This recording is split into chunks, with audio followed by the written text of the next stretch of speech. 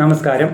കുറച്ച് ദിവസങ്ങൾക്ക് മുമ്പ് ഡൽഹിയിലെ ഒരു flourish BNB bread and breakfast ഹോട്ടലിൽ ഒരു തീപിടുത്തമുണ്ടാവുകയും 11ഓളം പേര് മരണപ്പെടുകയും ചെയ്ത വാർത്ത നിങ്ങളെല്ലാവരും കണ്ടുവല്ലോ. ഇവിടെ ആ വിഷയത്തെക്കുറിച്ച് കുറച്ച് കാര്യങ്ങൾ പറയണമെന്ന് ആദ്യമേ വിചാരിച്ചിരുന്നു. പിന്നെ ഇന്ന് അതിൽ വേറൊരു ന്യൂസ് കണ്ടു. ഡൽഹി ഹോട്ടലിലെ ദുരന്തം, പാചകക്കാരൻ അറസ്റ്റിൽ. പാചകക്കാരൻ്റെ ഭാഗത്ത് അശ്രദ്ധയെന്ന് പോലീസ്. മാളവ്യ നഗറിൽ 21 പേരുടെ 21 പേരുടെ മരണത്തിനിടയാക്കിയ ഹോട്ടലിലുണ്ടായ തീപിടുത്തത്തിൻ്റെ കാരണം അന്വേഷിച്ച് പോലീസ് വിശദ പരിശോധന തുടരുന്നു. പാചകക്കാരൻ്റെ ഭാഗത്തു നിന്നുള്ള അശ്രദ്ധയാണ് തീപിടുത്തത്തിൻ്റെ കാരണമെന്നാണ് പ്രാഥമിക അനുമാനം. പാചകക്കാരനായ കേശവ് നേഗിയാണ് അറസ്റ്റിലായത്. ഇയാളെ ചോദ്യം ചെയ്യുന്നതിൽ നിന്ന് തീപിടുത്തത്തിലേക്ക് നയിച്ച കാരണങ്ങളുടെ വ്യക്തമായ ചിത്രം ലഭിക്കുമെന്ന പ്രതീക്ഷയിലാണ് അന്വേഷണ ഉദ്യോഗസ്ഥർ. ഹോട്ടൽ ഉടമ ലവ്കേഷ് ബജാജിനെ നേരത്തെ അറസ്റ്റ് ചെയ്തെങ്കിലും സംഭവത്തിൽ നേരിട്ട് പങ്കില്ലെന്ന് വ്യക്തമായി. എന്നാൽ നിയമവിരുദ്ധമായി കെട്ടിടം നിർമ്മിച്ച് ഹോട്ടലാക്കിയത് സംബന്ധിച്ച വിവരങ്ങൾ ഇയാളിൽ നിന്ന് തേടുന്നുണ്ട്.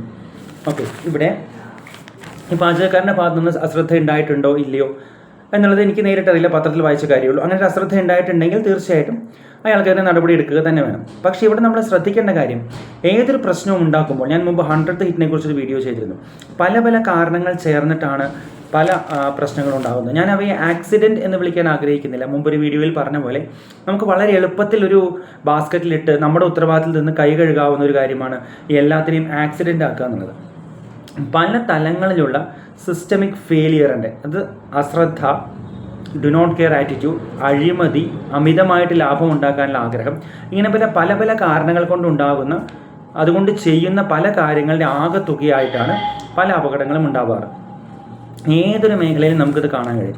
ഇവിടെ ഈ ഹോട്ടലിൻ്റെ കേസിൽ നിങ്ങൾ പത്രം വായിച്ചിട്ടുള്ളവർക്ക് മനസ്സിലാവും, ഈ തീപിടുത്തത്തെ വെറുമൊരു ആക്സിഡൻറ്റ് എന്ന് പറയാൻ കഴിയില്ല. It was a disaster waiting to happen എന്ന് പറയേണ്ടി വരും. അതായത് 6, പത്രത്തിൽ വായിച്ച വാർത്ത ശരിയാണെങ്കിൽ 6 നിലകൾ, 6 മുറികൾ മാത്രം പണിയാൻ അനുവാദം ഉണ്ടായിരുന്നു. ഇവിടെ 25ഓളം മുറികളുണ്ടായിരുന്നു, അല്ലേ? 6 മുറിക്ക് മാത്രം അനുമതിയുള്ള കെട്ടിടത്തിൽ 25 മുറി പ്രവർത്തിച്ചിരുന്നു. അതെങ്ങനെ സംഭവിച്ചു? ഹോട്ടൽ ഉടമയോ മാനേജറോ അറിയാതെ സംഭവിക്കില്ല. തനിയെ മുറികൾ ഉണ്ടായി വരില്ലല്ലോ. അപ്പോൾ അറിഞ്ഞുകൊണ്ട് അനുമതി ഇല്ലാത്തൊരു സ്ഥലത്ത് ഇല്ലാത്തൊരു കാര്യം അമിത ലാഭം പ്രതീക്ഷിച്ച് എല്ലാ ചട്ടങ്ങളെയും കാറ്റിൽ പറത്തിയാണ് 25 മുറി പണിതിട്ടുള്ളത്. മാത്രമല്ല നിലവറയിൽ ഉൾപ്പെടെ താമസിക്കാനും ബാക്കി കാര്യങ്ങളും ഫെസിലിറ്റീസ് ഉണ്ട്, അതൊക്കെ നിയമവിരുദ്ധമാണ്. അഗ്നി സുരക്ഷാ സേനയുടെ അനുവാദം കിട്ടിയിട്ടില്ല, തുടങ്ങി ഒരുപാട് കാര്യങ്ങളുണ്ട്.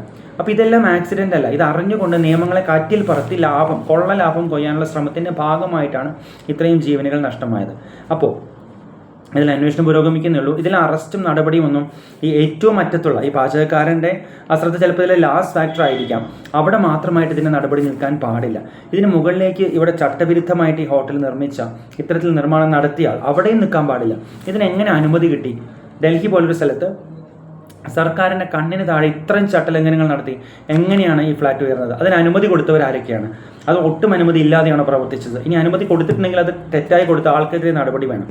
ഒരു ഒപ്പ്, ഒരു അനുമതി, ഒരു ഫയലിൽ സൈൻ ചെയ്യുന്നത് വെറും ഒരു ടെക്നിക്കൽ ക്ലറിക്കൽ കാര്യമല്ല, അതിനെല്ലാത്തിനും ഇംപ്ലിക്കേഷൻ ഉണ്ട്, അല്ലേ? നമ്മുടെ മുൻ മുഖ്യമന്ത്രി ശ്രീ പിണറായി വിജയൻ ഒരിക്കൽ പറഞ്ഞ പോലെ ഓരോ ഫയലും ഓരോ ജീവിതങ്ങളാണ്. ഇവിടെ ഒരുപാട് പേരുടെ ജീവിതങ്ങളാണ്. അപ്പോൾ തെറ്റായിട്ട് വേണ്ടത്ര മാനദണ്ഡങ്ങൾ പാലിക്കാതെ ലൈസൻസ് കൊടുത്തിട്ടുണ്ടെങ്കിൽ ആ ലൈസൻസ് കൊടുത്ത അതോറിറ്റീസിനെതിരെയും വ്യക്തികൾക്കെതിരെയും നടപടി വേണ്ടതാണ്. ഇനി ലൈസൻസ് ഇല്ലാതെയാണ് ഇത് പ്രവർത്തിച്ചതെങ്കിൽ, ഇത്രയും നാളത് ലൈസൻസ് ഇല്ലാതെ പ്രവർത്തിച്ചിട്ടും ഇത് ഒരു ചെക്കിങ്ങിലും ഒന്നിലും പെട്ടില്ലേ? ഇതൊരു ഉള്ളിലെ ഗ്രാമത്തിലോ ആരും കാണാത്ത സ്ഥലത്തോ അല്ല, ഡൽഹി പോലൊരു സ്ഥലത്താണ് പ്രവർത്തിച്ചിരുന്നത്. എന്നിട്ടും ഈ ചട്ടങ്ങളൊന്നും പാലിക്കാതെ ഇത് പ്രവർത്തിച്ചിട്ടും ഇത് നോക്കേണ്ട, ഇത് ചെക്ക് ചെയ്യേണ്ട, ഇതിന് തടയിടേണ്ട, ഇതിനെതിരെ ആക്ഷൻ സ്വീകരിക്കേണ്ട അതോറിറ്റീസ് ഒന്നും ചെയ്തില്ലേ? അപ്പോൾ അവരുടെ ഭാഗത്തും തെറ്റുണ്ട്. മൾട്ടിപ്പിൾ ലെവൽസിൽ പല രീതിയിലുള്ള മിസ്റ്റേക്കുകൾ ഇതിൽ ഉണ്ടായിട്ടുണ്ട്. അവർ ഓരോരുത്തരും ഇതിന് അക്കൗണ്ടബിൾ ആയിരിക്കണം. അവർ ഓരോരുത്തർക്ക് എതിരെയും നടപടികൾ വേണ്ടതാണ്. അത്രയെങ്കിലും നമുക്ക് ഈ മരിച്ച ആളുകളുടെ അവരോടുള്ള ന്യായമായിട്ട് ചെയ്യേണ്ടതുണ്ട്. അല്ലാതെ ഇങ്ങേയറ്റത്തുള്ളൊരു പാചകക്കാരനെ മാത്രം അറസ്റ്റ് ചെയ്തുകൊണ്ട് കാര്യമില്ല. ഇവിടെ ഞാൻ വീണ്ടും പറയുന്നു, ഇതിൽ കേസ് അവസാനിച്ചിട്ടില്ല, ബാക്കിയുള്ളവരിലേക്ക് ഇത് എത്തിയേക്കാം. എങ്കിലും എത്രത്തോളം നമ്മുടെ നാട്ടിലെ നീതിനിർവഹണ സംവിധാനത്തിൻ്റെ രീതി അനുസരിച്ച് എത്രത്തോളം ഇവരൊക്കെ പണിഷ് ചെയ്യപ്പെടുന്നുള്ള കാര്യത്തിൽ എനിക്ക് ഒരു പൗരൻ നിലയിൽ വളരെയധികം സംശയങ്ങളുണ്ട്. അവസാനം എത്തുമ്പോൾ എല്ലാവരും കൈ കഴുകി അല്ലെങ്കിൽ നോമിനൽ പണിഷ്മെൻറ്റോട് കൂടി പോരുമോ എന്ന സംശയമുണ്ട്. ഏതൊരു കാര്യത്തിലും ഇത് ബാധകമാണ്. മരടിൽ ഫ്ലാറ്റ് പൊളിക്കുന്നത് നമ്മൾ കണ്ടു. എങ്ങനെയാണ് ഇതിന് അനുമതി കിട്ടിയത്? കണ്ണായ സ്ഥലത്ത് എങ്ങനെയാണ് ഇത്രയും ഫ്ലാറ്റ് പണിഞ്ഞു പൊങ്ങപ്പെട്ടത്? അപ്പോൾ അതിന് അനുമതി കൊടുത്തവർ തെറ്റ് ചെയ്തിട്ടില്ലേ? ഇനി അനുമതി ഇല്ലാതെയാണ് ഇത് പണിതെങ്കിൽ അത് മോണിറ്റർ ചെയ്യേണ്ട ഒരു തെറ്റ് ചെയ്തിട്ടില്ലേ? ഒരു ദിവസം കൊണ്ടല്ലോ ഫ്ലാറ്റ് ഉണ്ടായത്. അതുപോലെ അശാസ്ത്രീയമായ റോഡ് നിർമ്മാണം കാരണം മരണപ്പെടുന്നവർ, നിയമങ്ങൾ കാറ്റിൽ പറത്തിയിട്ട് അതിൻ്റെ മൂലം പ്രശ്നങ്ങൾ ഉണ്ടാകുന്നവർ. ഇപ്പോൾ ഒരു ഉദാഹരണം പറഞ്ഞാൽ സൈലൻസർ ഇല്ലാതെ ഒരുപാട് ബഹളം ഉണ്ടാക്കി പോകുന്ന ബൈക്കുകൾ നമ്മൾ പലപ്പോഴും കാണാറുണ്ട്. ഇവർക്കെതിരെ നടപടി എടുക്കാൻ ആരുമില്ലേ? MVD പോലീസോ മോട്ടോർ ഡിപ്പാർട്ട്മെൻറ്റ് ആരുമില്ലേ ഇവിടെ? ബാക്കിയുള്ളവർക്ക് മൊത്തം ശല്യമുണ്ടാക്കിക്കൊണ്ട്, വീട്ടിലിരിക്കുന്നവർക്ക് പോലും ശല്യമുണ്ടാക്കിക്കൊണ്ട്, ബാക്കിയുള്ളവരെ നിയമ സംവിധാനത്തെയും സമൂഹത്തെയും വെല്ലുവിളിച്ചുകൊണ്ട് കാതടപ്പിക്കുന്ന ഒച്ചയുമായിട്ട് പോകുന്ന ഇവരെ നിയന്ത്രിക്കാൻ ആരുമില്ലേ? അങ്ങനെ ഏതൊരു മേഖലയിലും ഇതാവാം അല്ലേ? ഞങ്ങളുടെ ഹെൽത്ത് സെക്ടർ മേഖലയിലാവാം, എവിടെയും ആവാം. ഞാൻ ഓരോരോ ഉദാഹരണങ്ങൾ പറയുന്നില്ല. അപ്പോൾ ഇവിടെ ടിപ്പിൽ മാത്രമായിട്ട് നടപടി ഒതുങ്ങരുത് എന്നുള്ളതാണ് ഇതിലെ കോർ പോയിന്റ്. പിന്നെ ഇനി ഒരു കാര്യം കൂടി പറയാം. ഏതൊരു കേസിലും ഇപ്പോൾ മഴക്കാല രോഗങ്ങളാവാം, ഹെൽത്ത് സെക്ടറിലെ പ്രശ്നങ്ങളാകാം, ഏതൊരു മേഖലയിലും ആവാം. അപ്പോൾ വരാതിരിക്കാൻ, പ്രിവെൻറ്റ് ചെയ്യാൻ നമുക്ക് എന്തൊക്കെ ചെയ്യാൻ കഴിയും? പ്രിവെൻഷൻ ബേസിക്കലി 4 ടൈപ്സ് ഉണ്ട്. 1 ഈസ് പ്രൈമോഡിയൽ പ്രിവെൻഷൻ, ആദിമ പ്രതിരോധം. ഇവിടെ നമ്മൾ ഒരു കാര്യം ഉണ്ടാകാൻ സാധ്യതയുള്ള റിസ്ക് ഫാക്ടേഴ്സിനെ തന്നെ പ്രിവെൻറ്റ് ചെയ്യണം. Okay, we prevent the risk factors itself. അതാണ് ഏറ്റവും നല്ല പ്രതിരോധം. ഇപ്പോൾ മഴക്കാല രോഗങ്ങൾ ഉദാഹരണം എടുത്തു കഴിഞ്ഞാൽ നമ്മൾ വെള്ളം കെട്ടി നിൽക്കുന്ന അങ്ങനത്തെ കാര്യങ്ങളൊക്കെ കംപ്ലീറ്റ് ആയിട്ട് അവോയ്ഡ് ചെയ്യണം. ഇതാണ് ആദിമ പ്രതിരോധം എന്ന് പറയുന്നത്. ഓക്കെ, ഇതാണ് ഏറ്റവും ശ്രേഷ്ഠമായ പ്രതിരോധം. ഇത് ശരിയായ രീതിയിൽ നടത്തപ്പെട്ട് കഴിഞ്ഞ് കഴിഞ്ഞാൽ ബാക്കിയുള്ളതിൻ്റെ ആവശ്യം കാര്യമായിട്ട് വരില്ല. മനുഷ്യൻ നല്ല മനുഷ്യനാകുക എന്നുള്ളതാണ് എല്ലാ തലങ്ങളിലും ആപ്ലിക്കബിൾ ആയിട്ടുള്ള ഏറ്റവും നല്ല ആദിമ പ്രതിരോധം. വ്യക്തികൾക്ക് നീതിബോധം ഉണ്ടായി കഴിഞ്ഞ് കഴിഞ്ഞാൽ അവർ ഇത്തരത്തിലുള്ള നിയമലംഘനങ്ങൾ ചെയ്യുകയില്ല. ബാക്കിയുള്ളവർക്ക് ജീവനും ജീവിതത്തിനും അപകടകരമായ കാര്യങ്ങൾ ചെയ്യുകയില്ല. നിയമങ്ങളെല്ലാം വേണം, പക്ഷേ എല്ലാ നിയമങ്ങളെക്കാളും ഉപരി, എഗെയിൻ നിയമങ്ങൾ വേണ്ടെന്നേ അല്ല, നിയമങ്ങൾ തീർച്ചയായിട്ടും വേണം. എല്ലാ നിയമങ്ങളെക്കാളും ഉപരി തെറ്റായ കാര്യങ്ങൾ അവോയ്ഡ് ചെയ്യുന്നത് നല്ല മനുഷ്യരാണ്. അപ്പോൾ നല്ല മനുഷ്യരെ വാർത്തെടുക്കുക എന്നുള്ളത് എല്ലാ മേഖലയിലും ആപ്ലിക്കബിൾ ആയിട്ടുള്ള ഒരു കോമൺ ആയിട്ടുള്ള ഒരു വളരെ ഹോളിസ്റ്റിക് ആയിട്ടുള്ള പ്രൈമോഡിയൽ പ്രിവെൻഷനാണ്. അവിടെ റിസ്ക് ഫാക്ടേഴ്സിനെ അവോയ്ഡ് ചെയ്യാം. ഇപ്പോൾ മഴക്കാല രോഗങ്ങളുടെ ഉദാഹരണം പറയാം. മഴക്കാലം അവിടെ നമ്മൾ വെള്ളം കെട്ടി നിൽക്കുന്നതും കൊതുക് ബ്രീഡ് ചെയ്യുന്നതും അങ്ങനത്തെ സാഹചര്യങ്ങൾ തന്നെ ഒഴിവാക്കുകയാണ്. അതാണ് ഏറ്റവും നല്ലത്. അപ്പോൾ അവിടെ റിസ്ക് ഫാക്ടറി ഇല്ല. ഇനി രണ്ടാമത്തെ പ്രൈമറി പ്രിവെൻഷൻ, പ്രാഥമിക പ്രതിരോധം. അവിടെ റിസ്ക് ഫാക്ടേഴ്സ് ഉണ്ട്, പക്ഷേ നമ്മൾ അസുഖങ്ങൾ വരുന്നതിൽ നിന്ന് തടയുന്നു, അല്ലെങ്കിൽ ആ റിസ്ക് ഫാക്ടേഴ്സ് പ്രശ്നമുണ്ടാക്കുന്നത് തടയുന്നു. മഴക്കാല രോഗങ്ങളുടെ കേസാണെങ്കിൽ വെള്ളക്കെട്ടൊക്കെ ഉണ്ട്, പക്ഷേ നമ്മൾ നെറ്റ് കെട്ടുകയും ബാക്കി കാര്യങ്ങൾ ചെയ്യുകയും ചെയ്ത് കൊതുക് നമ്മളെ കടിക്കാതിരിക്കാനുള്ള പ്രിക്കോഷൻ എടുക്കുന്നു. ഇവിടെ എല്ലാ രീതിയിലും കൊതുക് ഇറക്കമുള്ള ഡ്രസ്സ് ഇടുക, കൊതുകടി ഏൽക്കാതിരിക്കാൻ, അല്ലെങ്കിൽ നമുക്ക് കാല് മുറിഞ്ഞവർ ചെളിവെള്ളത്തിൽ ഇറങ്ങാതിരിക്കുക, എലിപ്പനി അങ്ങനെയാണ് പകരുന്നത്. അപ്പോൾ അവിടെ നമ്മൾ അതിനെ പ്രിവെൻറ്റ് ചെയ്യാൻ ശ്രമിക്കുന്നു. അവിടെ ചെളിവെള്ളമുണ്ട്, കൊതുകുണ്ട്, പക്ഷേ അത് നമ്മളെ ബാധിക്കാതിരിക്കാൻ, അത് അസുഖമായി മാറാതിരിക്കാൻ നമ്മൾ ശ്രദ്ധിക്കുന്നു. ഇതാണ് പ്രാഥമിക പ്രതിരോധം, പ്രൈമറി പ്രിവെൻഷൻ. Next best. പിന്നെ അടുത്തത് സെക്കൻഡറി പ്രിവെൻഷനാണ്. ഇവിടെ റിസ്ക് ഫാക്ടർ ഉണ്ട്, അസുഖമുണ്ട്, അല്ലെങ്കിൽ പ്രശ്നവുമുണ്ട്, പക്ഷേ നമ്മൾ വളരെ നേരത്തെ അത് ഡിറ്റക്ട് ചെയ്ത് അതിന് വേണ്ട ചികിത്സയോ അല്ലെങ്കിൽ അതിന് വേണ്ട നടപടികളോ എടുക്കുകയാണ്.